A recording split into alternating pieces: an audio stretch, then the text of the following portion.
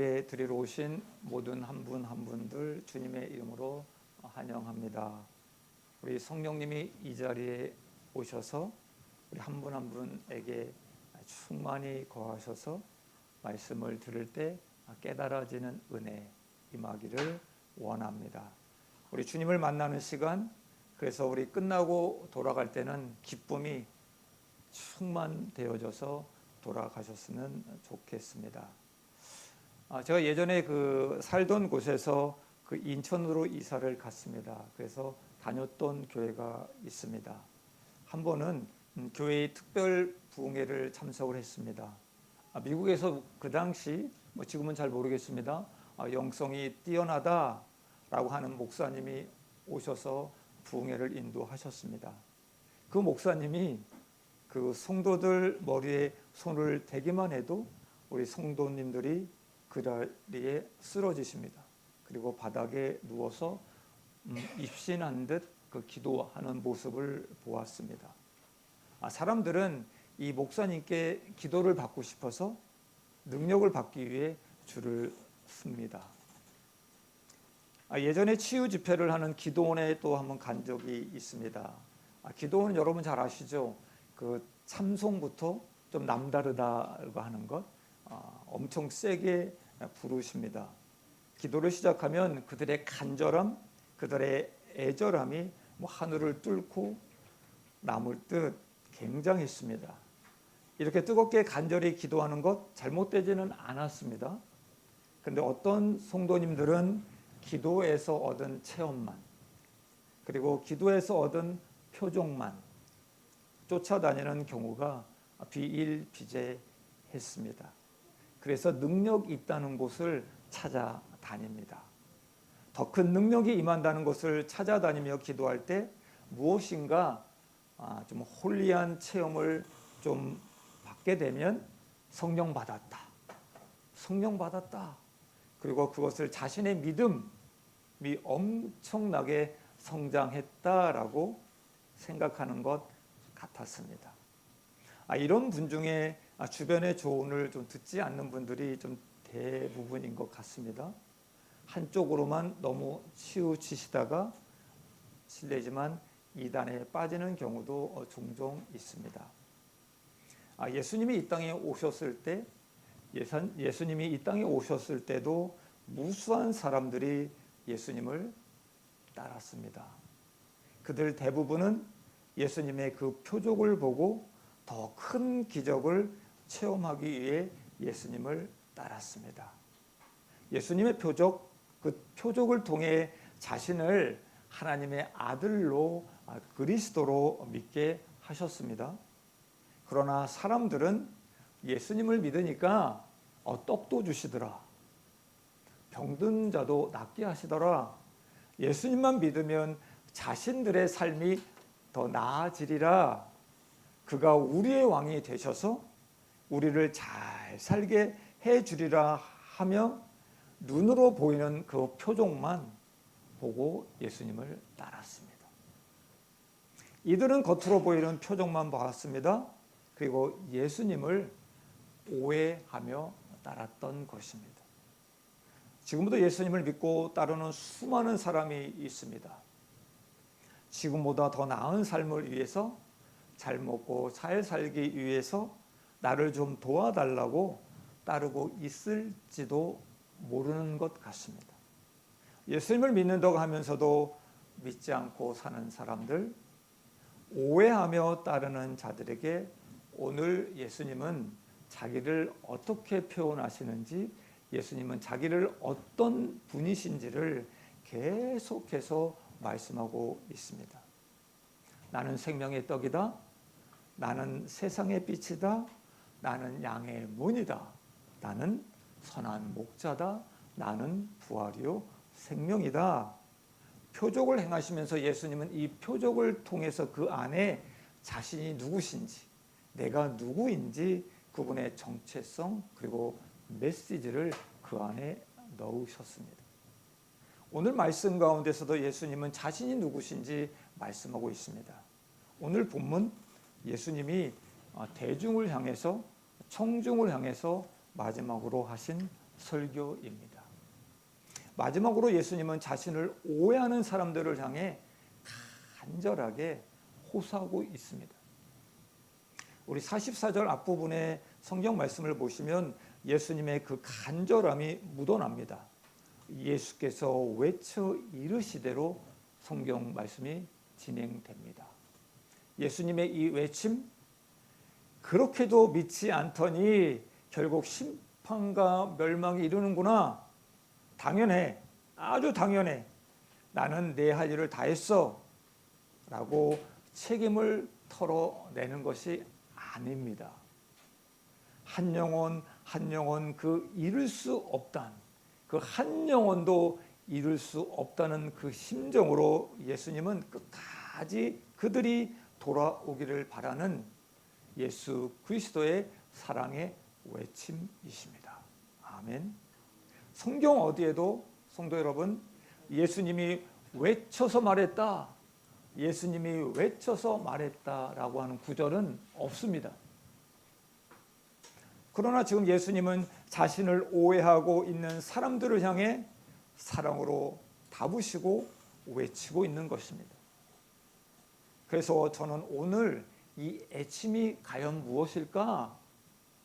이 시간 우리 예수님의 사랑의 외침이라는 제목으로 말씀을 나누길 원합니다. 우리 모두 예수님의 이 외침을 들으시고 예수님을 오해하지 않으시고 제대로 잘 믿기를 원합니다. 첫 번째입니다. 예수님은 나와 하나님은 하나이다. 나와 하나님은 하나이다. 라고 외치셨습니다. 유튜브를 본 적이 있습니다. 어떤 유튜브냐면 무신론자의 모든 질문에 전부 대답해 주었더니 일어난 일이라는 유튜브입니다. 이 안에 무슨 내용인가 해서 좀 궁금해서 좀 들어가 보았습니다. 이런 질문이 등장합니다. 이런 질문들. 하나님도 있고 예수님도 있는데 누구를 믿어야 하나? 하나님도 있고 예수님도 있는데 누구를 믿어야 하나? 또 이런 질문이 나옵니다. 하나님 말씀도 있고 예수님 말씀도 있는데 누구의 말씀을 믿어야 하나? 이런 질문을 던집니다. 무신론자가. 여러분, 하나님을 믿어야 합니까? 예수님을 믿어야 합니까? 누구를 믿어야 합니까? 누구를 믿어야 합니까? 예수님이 이 땅에 오실 때부터 이 궁금증은 계속 되어져 있던 질문들입니다. 당시의 유대인들은 예수님이 하시는 수많은 기적을 보았습니다. 예수님이 이렇게 말씀하십니다. 하나님은 나의 아버지시고 그분과 나는 동일하다 라는 말을 듣고도 이 유대인들은 우리는 하나님만 믿어. 우리는 하나님만 믿어. 그리고 끝까지 예수 그리스도는 믿지 않습니다.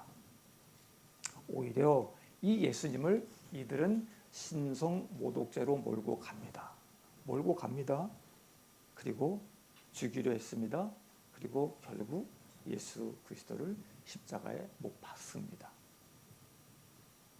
지금의 유대교인들도 여전히 자신들은 유일신을 믿는다라고 얘기합니다. 유일신을 믿는다고 합니다. 그런데 예수님은 믿지 않습니다. 오직 하나님만을 믿습니다라고 이들은 믿고 있습니다.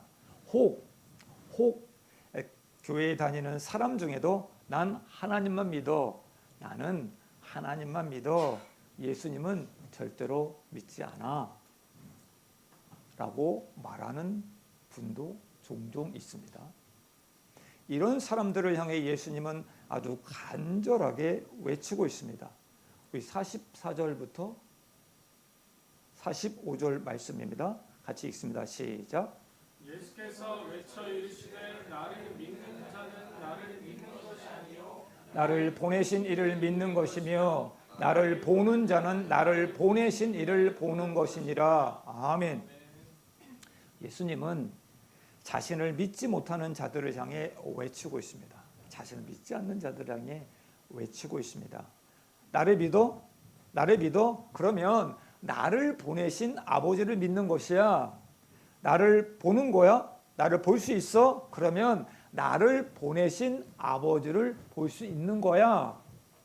나를 믿는 것은 아버지를 믿는 것이고 나를 보는 것은 아버지를 보는 것이다. 이 의미는 무엇입니까, 성도 여러분? 이 의미가 던져주는 것은 무엇입니까? 바로 나와 아버지는 하나이다. 동일하다라고 말씀하시는 것입니다. 예, 맞습니다. 하나님과 예수님은 동일하십니다. 동일하십니다. 이것을 믿으시기를 바랍니다. 아멘. 예수님은 아무도 본 적이 없는 그 하나님을 보고 알 수 있도록 이 땅에 오신 독생하신 하나님이십니다. 아멘. 예수님은 하나님의 보내심을 받아 이 땅에 오셨습니다. 어떤 일을 하셨을까요? 우리 예수님은 가난한 자를 만나셨습니다. 병든 자를 만나셨습니다. 그리고 그들과 함께 하시고 행하신 모든 것을 통해서 하나님을 보여주신 것입니다. 하나님은 우리의 머릿속에서 추상적인 관념 속에 계시지 않고 역사 속에 흘러오신 그 가운데 이 예수님을 통해 구체적으로 자신을 드러내셨습니다.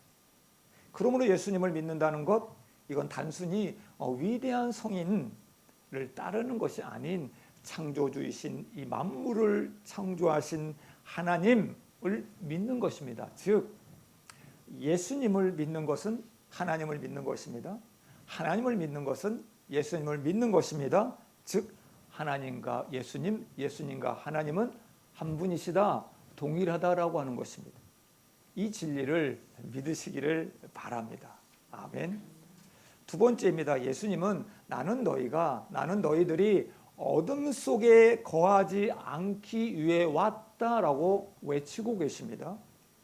우리 46절 말씀입니다. 46절 말씀 다 같이 봉독합니다. 시작. 나는 빛으로 세상에 왔나니 그는 나를 믿는 자로 어둠에 거하지 않게 하려 함이로라. 아멘. 여러분 잘 아시죠? 요한복음 8장 12절에서도 예수님이 말씀하시면 나는 세상의 빛이다. 나를 따르는 자는 어둠에 다니지 아니하고 생명의 빛을 얻으리라 라고 말씀하셨습니다. 성도 여러분, 빛은 생명입니다. 어둠은 사망입니다. 빛은 영생입니다. 어둠은 심판입니다. 예수님은 나는 빛으로 왔어. 나는 빛으로 세상에 왔어. 나를 따르면 어둠에 거하지 않을 거야 라고 말씀하시는 것입니다. 여기서 거하다라고 하는 동사는 헬라어로 메노라고 합니다. 메노. 요한이 매우 사랑한 단어입니다. 거하다. 거하는 것은 성도 여러분 연합하는 것입니다. 연합하는 것입니다. 함께 사는 것입니다. 예수님과의 거함, 이것은 말씀이 내 안에 뭐한다는 것? 거한다는 것을 의미하는 것입니다.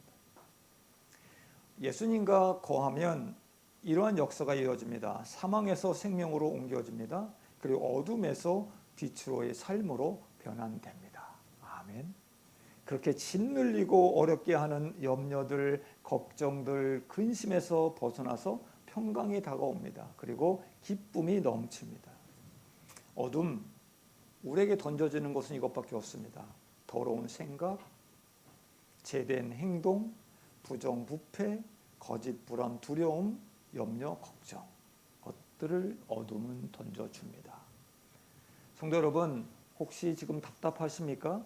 지금 두렵습니까? 혹시 걱정, 근심에 쌓여 있으십니까? 그렇다면 잠시 어둠 가운데 내가 그 안에 거하고 있지 않나? 라고 생각을 해볼 필요가 있습니다. 확인해 보아야 됩니다. 누구와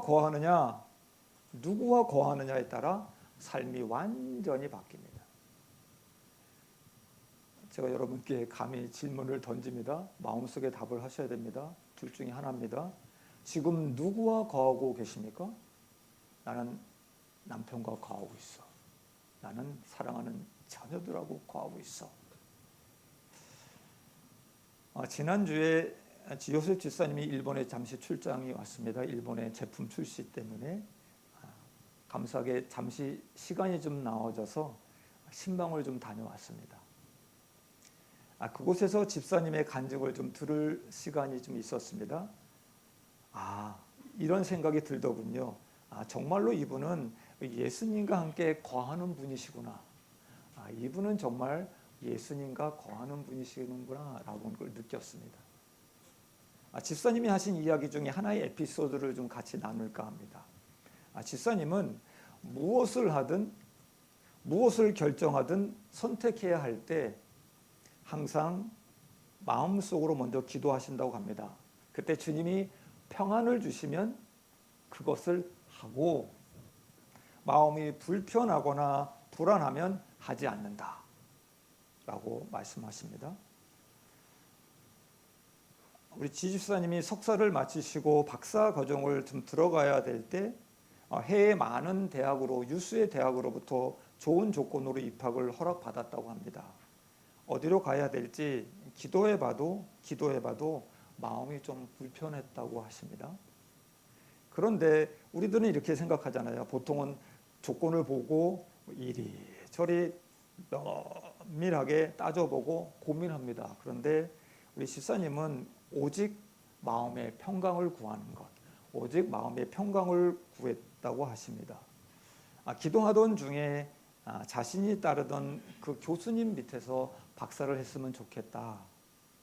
그 평강을 좀 하나님이 주셨다고 합니다. 그때 당시에는 한동대에 박사학위 과정이 없었다고 합니다.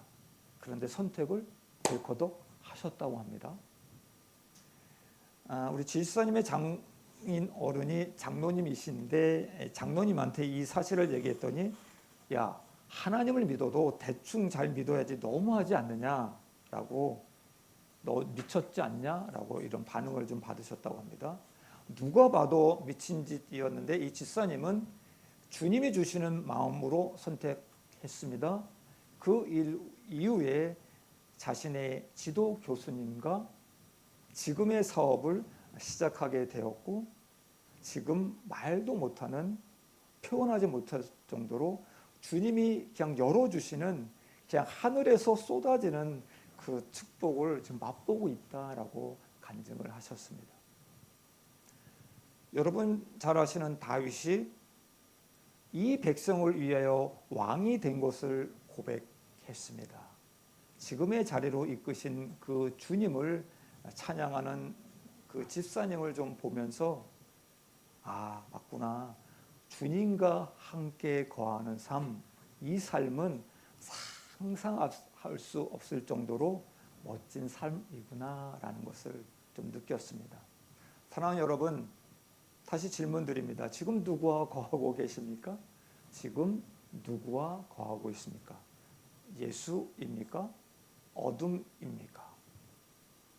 예수님은 우리를 어둠에서 해방시켜 주시기 위해 어둠에 거하지 않게 하려고 이 땅에 빛으로 오셨습니다. 아멘.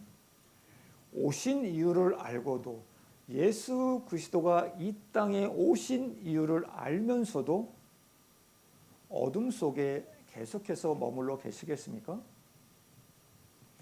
우리 저와 여러분 말씀 안에 거하길 바랍니다. 말씀 안에서 빛 대신 주님이 주시는 그 평강, 그 기쁨을 누리며 살아가시길 축복합니다. 아멘. 세 번째입니다. 예수님은 나는 심판하러 오지 않았어. 구원하러 왔어. 라고 외치십니다. 우리 47절 말씀입니다. 다 같이 읽겠습니다. 시작. 사람이 내 말을 듣고 지키지 아니할지라도 내가 그를 심판하지 아니하노라. 내가 온 것은 세상을 심판하려 함이 아니요 세상을 구원하려 함이로다. 아멘.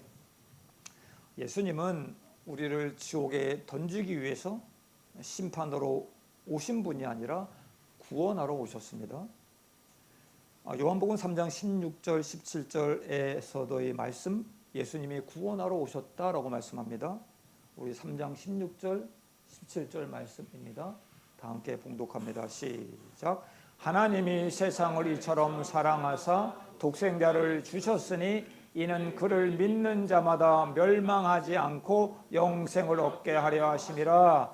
하나님이 그 아들을 세상에 보내신 것은 세상을 심판하려 하심이 아니요 그로 말미암아 세상이 구원을 받게 하려 하심이라. 아멘. 예수님은 나는 심판하러 오지 않았어. 너희들을 구원하러 왔어. 나를 믿어. 나를 믿으면 돼. 라고 외치고 계십니다. 우리 이 예수님의 외침에 저희들은 이것밖에 없습니다. 아멘. 아멘. 하고 믿으시기를 바랍니다. 아멘. 예수님은 48절에서 나온 구원하러 왔지만 48절에서 나는 구원하러 왔지만 나를 믿지 않으면 결국 심판받을 수밖에 없다. 내가 한 그 말씀으로 심판받을 것을 명확하게 말씀하고 계십니다. 우리 48절 말씀입니다. 시작. 나를 저버리고 내 말을 받지 아니하는 자를 심판할 이가 있으니 곧 내가 한 그 말이 마지막 날에 그를 심판하리라. 아멘. 아멘. 성도 여러분, 시작은 마지막이 있다는 것을 의미합니다. 탄생은 죽음이 있음을 의미합니다. 저와 여러분 모두 마지막 날이 있습니다. 마지막 날이 있습니다. 불교가 말하는 윤회 사상 없습니다. 사람이 다시 태어나서 개가 되고 소가 되고 양이 되고 이런 것 없습니다. 반드시 마지막 날이 있고 심판이 있는데 그 심판의 기준은 무엇이냐? 말씀입니다. 말씀. 그럼 그 기준이 되는 말씀이 무엇입니까? 우리 49절 50절 말씀입니다. 49절 50절 말씀. 시작.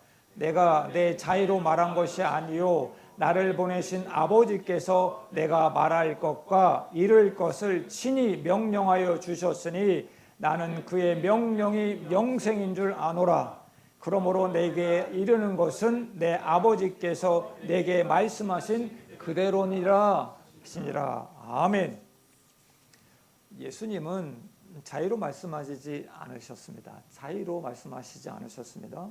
하나님이 하라고 하신 명령을 그대로 전달하셨습니다. 그 말씀은 우리를 심판하려는 법조문이 아니라 살리려는 영원한 생명, 영생입니다.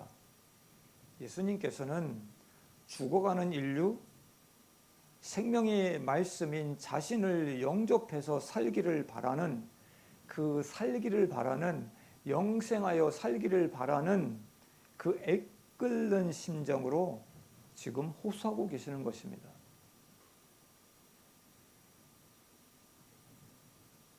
이 사랑의 말씀을 받아들이는 자, 이 사랑의 말씀을 받아들이는 자, 영생을 누립니다. 그런데 끝내 거절하는 자는 마지막 날 자신이 들었던 바로 그 말씀에 의해서 심판받을 것입니다. 성도 여러분, 심판은 반드시 있습니다. 그 기준은 예수님입니다. 심판의 기준은 예수님이십니다. 예수 믿으면 영원한 생명, 영생입니다. 예수 믿지 않으면 심판입니다. 이것이 성경 전체에서 말하는 주제요, 복음이요, 핵심입니다. 주님의 이 외침, 날선 심판의 경고입니다. 구원받으라 라고 하는 간절한 호소입니다. 예수님은 믿는 것이 어떤 의미가 있는지, 믿지 않는 것이 왜 심각한지 외쳐서 지금 말씀하고 있는 것입니다.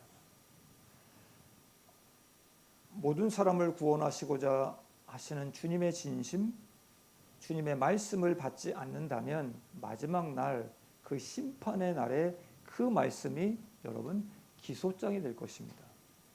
그때는 저희들은 변명할 아무것도 없습니다. 마지막 날 저와 여러분 영생이자 심판 이 말씀 앞에 누구나 설 것입니다. 말씀에 우리의 영원한 생사가 달려있다라고 하는 것 여러분 믿으셔야 됩니다. 그때 믿었어야 됐는데 후회하지 마시고 지금 이 시간 예수님을 그대로 받아들이셔야 됩니다. 영접하셔야 됩니다. 그 믿음이 있기를 기원하고 기도합니다. 예수 믿으세요. 예수 믿으세요. 예수 믿으세요. 이 십자가의 복음의 말씀 지금 전 세계 곳곳에서 전해지고 있습니다. 그러나 아직도 예수님이 누구신지 모르는 사람이 너무나 많습니다.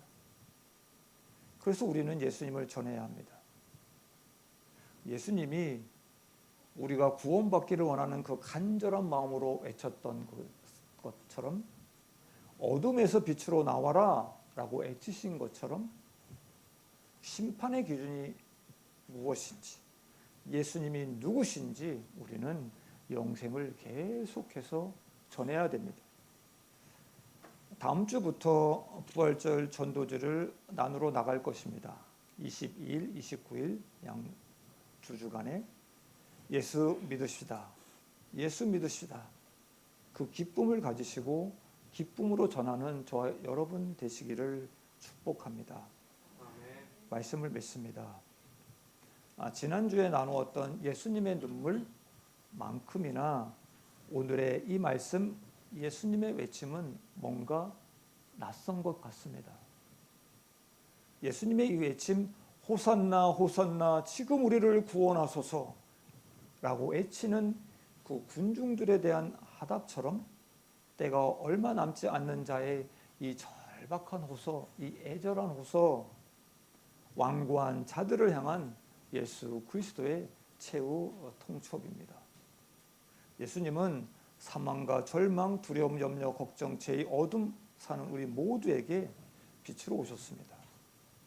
예수님은 우리가 그분을 믿고 그분 안에 거하길, 빛에 거하길 간절히 바라십니다.